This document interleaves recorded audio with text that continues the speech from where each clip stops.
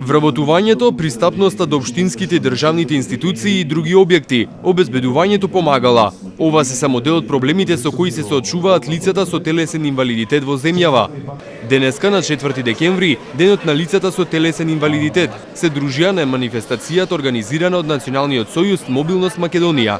Домаќин беше Тетовско-гостиварското здружение. Проблемите се едни основни кај што секоја година, за жал дека 3 декември е светски ден на телесните инвалиди. За жал медиумите, институциите само тогаш се сеќаваат на нас, али вака има една одредена позитивна основна точка кај што од мртвата основна точка е нешто покренато нагоре. И сакаме да ги замолиме, државата дава сега некои одредени бенефити, да секои згради, нови сега градби, тоест нови што са во тек за прајање објекти, дуќани, маркети, не знам, центри за па и спортски сали, да има услови за приступ на инвалидните лица.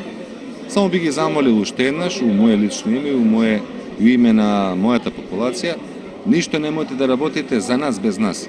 Значи сакаме да бидеме консултирани за да им објасниме каде и што ни треба. Не само да биде нешто направено како проформа.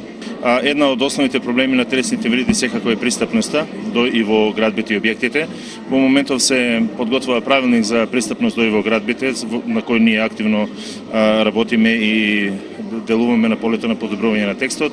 Една од подобрите новини што се донесе оваа година е измената на законот за градба, каде што се посочува дека на секој стамбен објект кој има повеќе од 10 станови, еден стан мора да биде адаптиран за лицата со инвалидност, најмногу 4 во таа зграда и 3% од паркинг просторот да биде обележен за лицата со инвалидност. Во моментов работиме на полето на враќањето на правото на ослободување од данок односно данок за додадена вредност за потешката категорија на лица со инвалидност кои имаат над 80% оштетување долни екстремитети. Се надеваме дека некаде кон почетокот на едната година дека тоа прашање ќе го решиме и особено прашањето со ортопедските помагала, намалувањето на роковите на користење и добивање на поквалитетни и пософистицирани ортопедски помагала. Односно на наоѓањето работа? Тоа е еден горши проблем. Во моментов се носи нов закон за вработување лица со инвалидност. Ние активно учествуваме, бевме присутни на јавна дебата која се одржа на 13-11 оваа година. Ќе видиме, праксата ќе каже, бидејќи особено професионалната рехабилитација досега не беше приклучена, очекуваме да тоа биде една новина.